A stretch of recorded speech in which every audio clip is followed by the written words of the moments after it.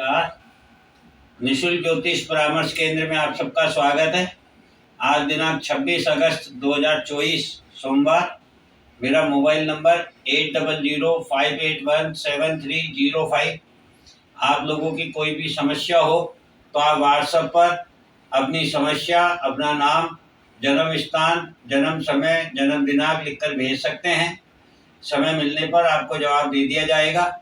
निवेदन है आप लोगों से कृपया फ़ोन ना करें। और एक निवेदन और है, आप कृपया लाइक करें। सब्सक्राइब की अपने को आवश्यकता नहीं है। केवल आपके लाइक से, आपके व्यूज़ से लोगों को देखने की प्रेरणा मिलती है। ज़्यादा से ज़्यादा लोगों तक ज्ञान की उपलब्धि प्राप्त होती है, जिसमें आप सहयोग करें। तो जैसा कि हमने देखा कि कुछ ग्रह जो है वो कौन सी राशि में उच्च के होते हैं और कौन सी राशि में नीच के होते हैं। अब इतनी सुंदर संरचना हमारे ज्योतिषाचार्यों ने, हमारे महान ऋषियों ने हमें दी है कि यदि इसको हम समझे तो कितना अच्छे प्रभाव से उन्होंने हमको समझाया है। जैसे कि मेष राशि के स्वामी तो मंगल है, लेकिन ये अग्नि तत्व की राशि है और सूर्य स्वयं अग्नि तत्व के हैं।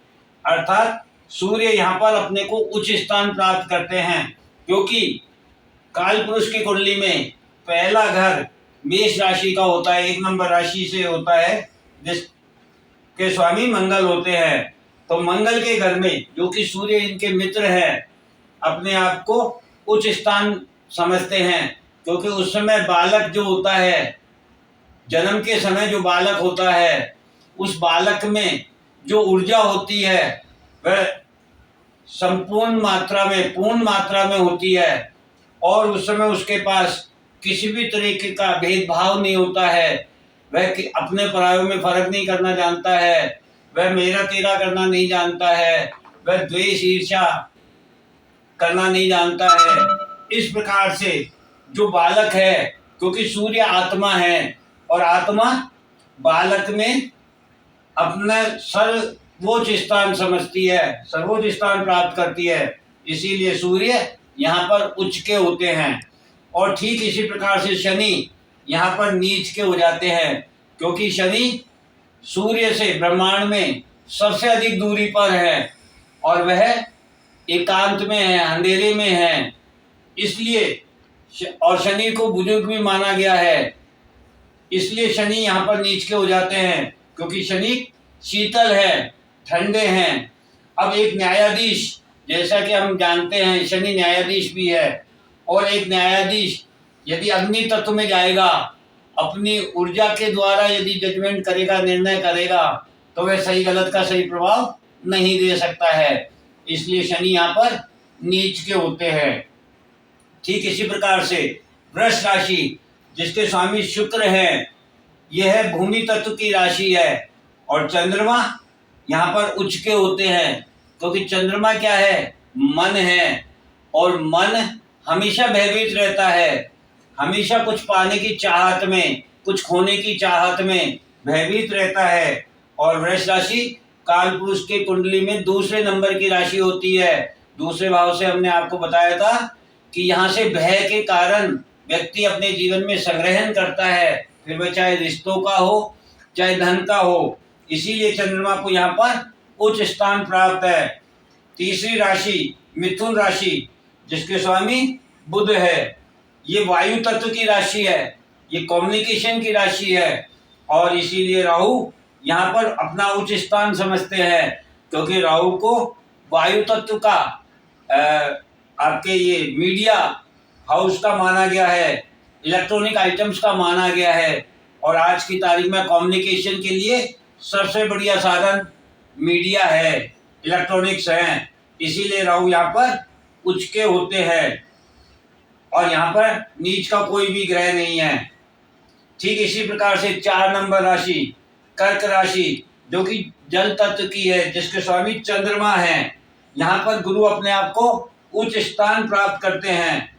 अब यहाँ पर गुरु जल तत्व में अपना उच्च स्थान प्राप्त क्यों कर रहे हैं? जैसा कि आपको पता है, गुरु चंद्रमा का युति योग गज केसरी योग बनाता है। अब गज कौन है और केसरी कौन है? गज यानी हाथी, यानी गुरु जो कि हाथी हैं, शरीर से भारी हैं, अपने मस्त मौला हैं। अपने ज्ञान को लोगों तक पहुंचाना, धर्म को, संस्कार को लोगों तक पहुंचाना, नियमबद्ध कार्य करना, ये गुरु का कार्य है। और ठीक इसी प्रकार से हाथी से आप मानव जैसे कर्म कार्य ले सकते हैं, लेकिन एक शेर से आप नहीं ले सकते। और शेर क्योंकि मंगल की ऊर्जा रखता है, इसीलिए मंगल यहाँ पर नीच का हो जाता है।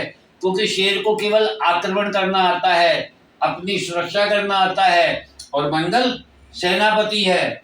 इसीलिए मंगल यहाँ पर जल तत्व में आके, जो कि अग्नि तत्व के हैं, नीच के हो जाते हैं। और गुरु यहाँ पर अपना उच्च स्थान प्राप्त करते हैं, क्योंकि मन के द्वारा ही आप ज्ञान को अर्जित कर सकते हैं, धर्म को अर्जित कर सकते हैं, और इसका संचार कर सकते हैं। सिंह राशि सूर्य की मूल त्रिकोण राशि है, ये स्वयं आत्मा की राशि है। इसलिए यहाँ पर ना कोई उच्च का होता है, ना कोई नीच का होता है, क्योंकि परमात्मा के अंश को ही आत्मा कहा जाता है, और परमात्मा के लिए सभी समान हैं। ठीक इसी प्रकार से 6 नंबर राशि कन्या राशि, जिसके स्वामी बुध हैं। यहाँ पर बुध की ये मूल त्रिकोण राशि है, और शुक्र अपने आप को नीच का मानते हैं। इसका कारण है, शुक्र आपके भोग विलासिता के कारक है, और बुध जो है तर्क वितर्क में विश्वास करते हैं। इसलिए शुक्र को तर्क वितर्क पसंद नहीं है, इसीलिए बुध की राशि कन्या राशि में शुक्र अपने आप को नीच स्थान प्राप्त करते हैं। और ठीक अगली राशि 7 नंबर राशि तुला राशि, जिसके स्वामी शुक्र हैं, और यहाँ पर शनि अपने आप को उच्च स्थान प्राप्त करते हैं। इसका सबसे बड़ा कारण है, शनि न्यायाधीश हैं, और न्यायाधीश के आंख में पट्टी बंधी होती है। जैसा कि आपने देखा होगा न्यायालयों में, न्यायाधीश की जो न्याय की जो मूर्ति है, उसकी आंख पर पट्टी होती है। अतः शनि यहाँ पे बैलेंस करने का काम करते हैं, न्याय करते वक्त वह बैलेंस में रहते हैं। और सूर्य जो कि आत्मा है, वह यहाँ पर अपने आप को नीच स्थान प्राप्त करते हैं। कारण, आत्मा कभी बैलेंस करने की चीज नहीं है। आत्मा सिर्फ धर्म के प्रवर्तक है, सिर्फ मोक्ष और मुक्ति के मार्ग के लिए प्रशस्त करने की एक ऊर्जा है। इसलिए सूर्य अपने आप को बैलेंस करने के रूप में असमर्थ पाते हैं, और वह यहाँ नीच के हो जाते हैं। ठीक इसी प्रकार से 8 नंबर राशि वृश्चिक राशि, इसके स्वामी मंगल हैं, और केतु को यहाँ पर उच्च स्थान प्राप्त है। क्योंकि केतु के लिए हमारे गुरुजनों ने बताया है कि केतु कुजवत होता है, अर्थात मंगल की भांति कार्य करता है, क्योंकि उसके पास केवल ऊर्जा है, इंद्रियां नहीं है। ठीक इसी प्रकार से मंगल भी सेनापति बनकर सिर्फ दुश्मन को मारना जानता है, या स्वयं की रक्षा करना जानता है। इसी प्रकार केतु के पास ऊर्जा है, इसलिए केतु को यहाँ पर उच्च स्थान प्राप्त है। और चंद्रमा को यहाँ पर नीच स्थान प्राप्त है, क्योंकि चंद्रमा मन है, चंद्रमा अच्छे बुरे का विचार करना जानता है, चंद्रमा भयभीत रहता है, इसीलिए 2 नंबर राशि में उच्च का होता है। और मंगल को भय पसंद नहीं है, इसीलिए चंद्रमा यहाँ पर नीच का हो जाता है। धनु राशि, ये 9 नंबर राशि, इसके स्वामी गुरु होते हैं, और यहाँ पर भी केतु उच्च के होते हैं, क्योंकि केतु मोक्ष के कारक ग्रह हैं, और गुरु भी मोक्ष के कारक ग्रह हैं। इसीलिए केतु को धनु राशि में भी अपना उच्च स्थान प्राप्त है। लेकिन यहाँ पर राहु नीच के हो जाते हैं, क्योंकि राहु को धर्म और ज्ञान से कोई मतलब नहीं है, अर्थ और अनर्थ से कोई मतलब नहीं है।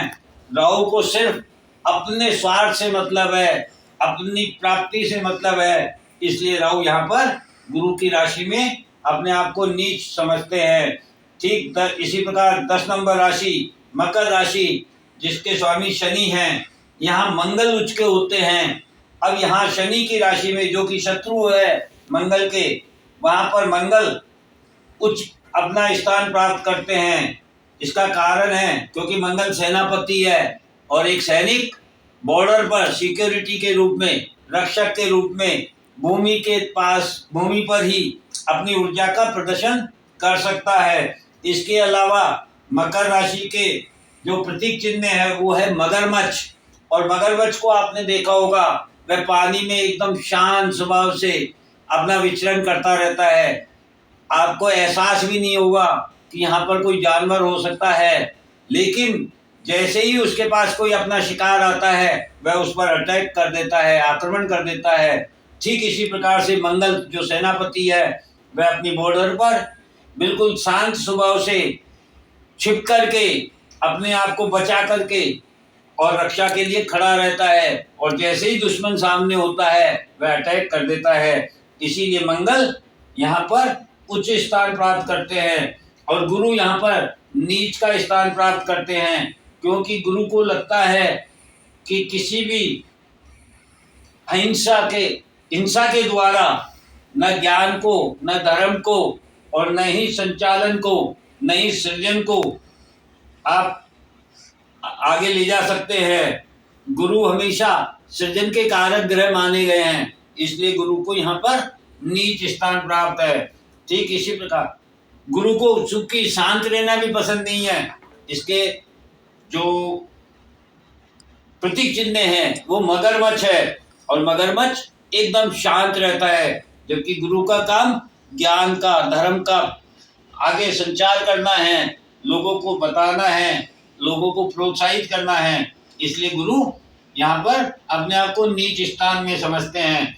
अगली राशि 11 नंबर राशि कुंभ राशि, जिसके स्वामी भी शनि हैं, और यहाँ पर राहु अपने आप को उच्च स्थान समझते हैं। इसका सबसे बड़ा कारण है ये वायु तत्व की राशि है, और जैसा कि मैंने बताया आपको, राहु मीडिया के कारक ग्रह हैं, हर चीज को एक्सटेंड करने वाले ग्रह हैं। इसीलिए राहु को यहाँ पर और शनिवत कार्य करते हैं, इसीलिए राहु को कुंभ राशि में भी अपने आप को उच्च स्थान प्राप्त है, और केतु को यहाँ पर नीच स्थान प्राप्त है, क्योंकि केतु तो ये जानना चाहता है मैं कौन हूँ, क्यों हूँ, कहाँ हूँ, मुझे तो मोक्ष चाहिए। उसे न्याय करने से मतलब नहीं है, वह तो स्वयं के बारे में जानना चाहता है। इसलिए केतु यहाँ पर अपने आप को नीच मानते हैं। अगली राशि 12 नंबर राशि, जिसके मीन राशि, जिसके स्वामी गुरु हैं, और यहाँ पर शुक्र अपने आप को उच्च स्थान प्राप्त करते हैं। इसका सबसे बड़ा कारण क्या है कि मीन राशि बेभाव है, निद्रा है, मृत्यु है, मोक्ष है, मुक्ति है, एकांत है, हॉस्पिटल है। इस प्रकार से शुक्र जो कि साधना के कारक ग्रह है, तंत्र मंत्र के कारक ग्रह हैं, वह एकांत में ही हो सकता है। इसीलिए शुक्र अपने आप को यहाँ पर उच्च स्थान प्राप्त करते हैं, और बुध यहाँ पर नीच स्थान प्राप्त करते हैं, क्योंकि बुध को एकांत नहीं चाहिए। बुध वाणी के कारक ग्रह हैं, कम्युनिकेशन के कारक ग्रह हैं, तर्क वितर्क के कारक ग्रह हैं, व्यापार के कारक ग्रह हैं, बैंकिंग के, गणित के कारक ग्रह हैं।